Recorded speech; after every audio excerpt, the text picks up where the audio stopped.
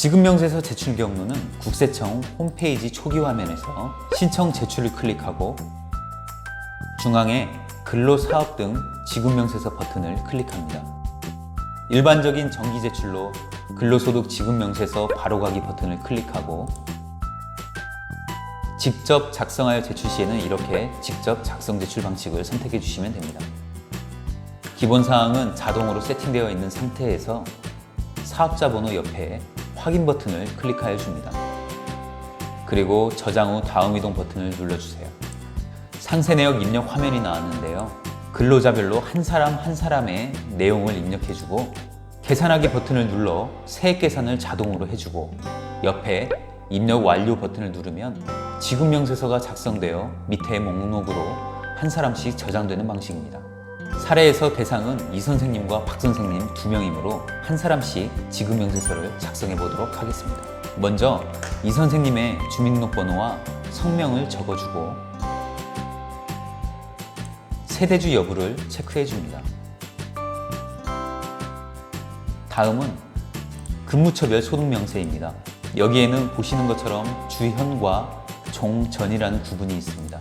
주현은 현재 당의 지급명세서를 작성하는 회사를 말하는 것이고 종전은 당의 과세기간 내에 주현 근무지 외에 근로소득이 발생한 이전 근무지를 말하는 겁니다. 1년 중 2개 이상의 회사에 취업하여 근무를 한 근로자라면 연말정산을 하는 최종 근무처인 주현 근무지에서 종전 근무지들의 근로소득을 모두 합해서 연말정산을 해주어야 하는 것이죠. 당의 사례에서는 종전 근무지는 없으므로 주현 작성 버튼을 눌러 소득 내역을 입력해 줍니다. 여기에서 사업자 번호는 회사의 사업자 번호가 이미 입력되어 있고요. 근무 기간은 2020년 6월 1일부터 2020년 12월 31일까지 입력해 줍니다. 급여는 이 선생님이 월 250만 원씩 7개월을 받았으므로 1,750만 원을 입력해 줍니다. 그 외의 부분은 해당 없으므로 넘어가고 세액 명세 부분을 입력해 주어야 합니다. 원천 징수한 소득세 68,460원을 입력해 주고 지방소득세에는 소득세의 10%가 자동 입력됩니다. 그리고 등록하기 버튼을 클릭하면 이렇게 주현 근무지의 급여 자료가 입력됩니다. 다음은 급여에서 차감하거나 세액에서 공제할 소득 세액공제 명세를 입력하는 부분입니다. 먼저 근로소득자 본인의 자료를 입력해 주어야겠죠. 소득자와 관계는 본인, 당연히 기본공제가 되겠고요. 이 선생님은 부녀자 추가공제도 선택해 주고요. 그러나 경로우대 한부모 추가공제에는 해당되지 않으므로 넘어갑니다.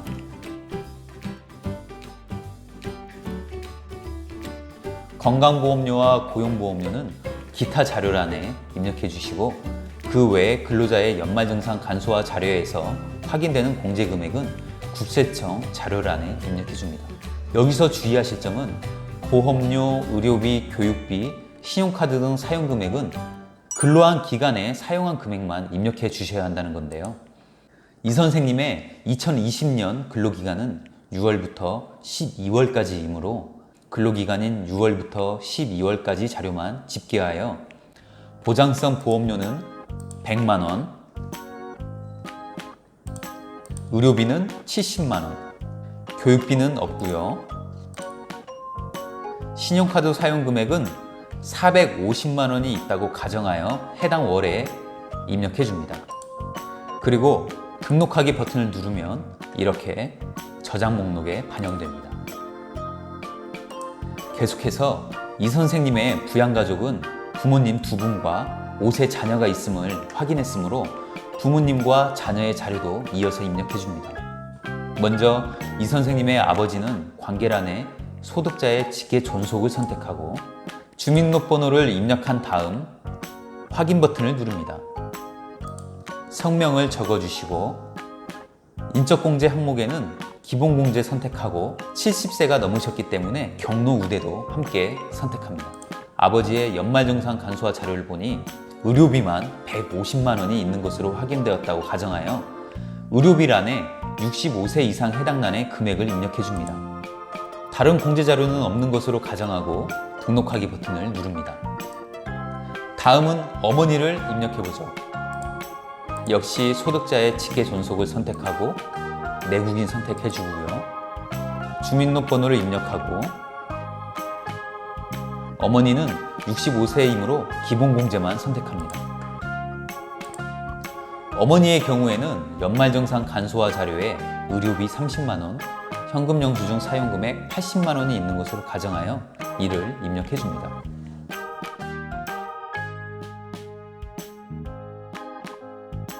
그리고 등록하기 버튼을 누르고요. 마지막으로 5세의 자녀를 입력해 보겠습니다. 관계는 직계 비속을 선택하고 내국인 선택한 다음 주민등록번호와 성명을 입력해 줍니다.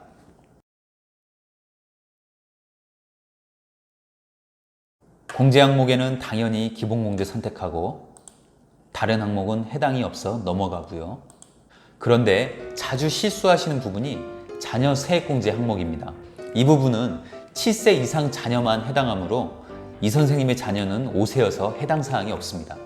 그런데 이 선생님의 자녀는 취약전 아동으로 유치원에 다니면서 지출한 교육비가 있네요.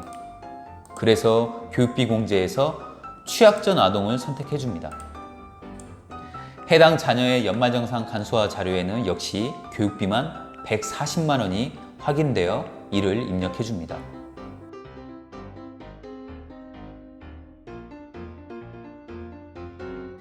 여기까지 기본공제를 적용받는 부양가족의 인적사항 및 소득공제 자료를 모두 입력해 봤습니다. 다음부터는 각 항목에 해당하는 금액이 있을 경우에만 입력해 줍니다. 그럼 저는 몇 가지 예만 들어 입력해 보겠습니다. 이 선생님의 국민연금 보험료가 25만 원이 확인되어 입력해 주고, 이 선생님은 무주택 세대주로서 주택 청약저축 납입금액 120만 원이 있어 입력해 줍니다. 금융기관과 계좌번호를 입력하고 불이익금액 120만 원을 입력해 주니 공제금액이 이렇게 자동으로 계산되네요. 등록하기 버튼을 누른 다음 입력 완료를 누릅니다.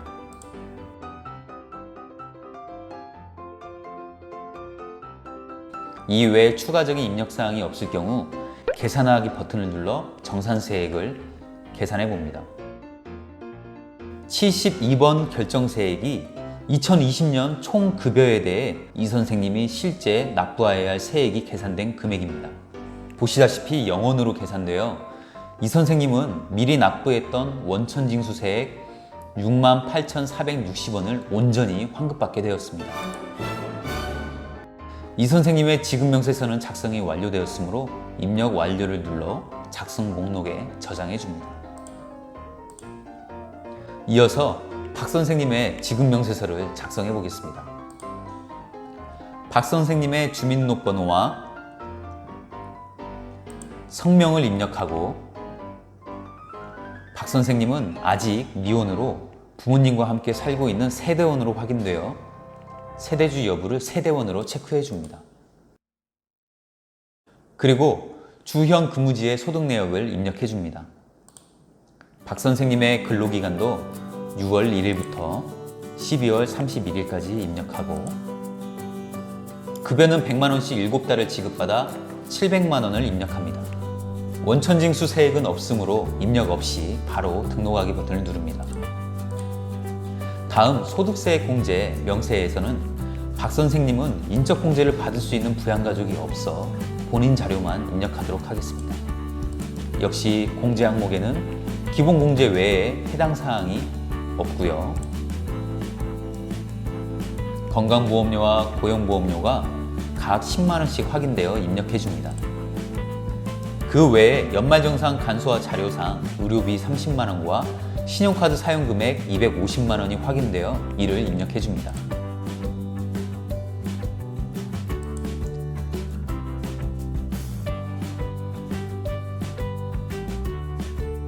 계속해서 국민연금 보험료가 15만 원 확인되어 이를 입력해 주고요. 이외에 다른 공제 금액은 모두 해당 사항이 없는 것으로 가정하여 바로 계산하기 버튼을 눌러줍니다. 박 선생님 역시 72번 결정세액란에 0원이 계산되었네요.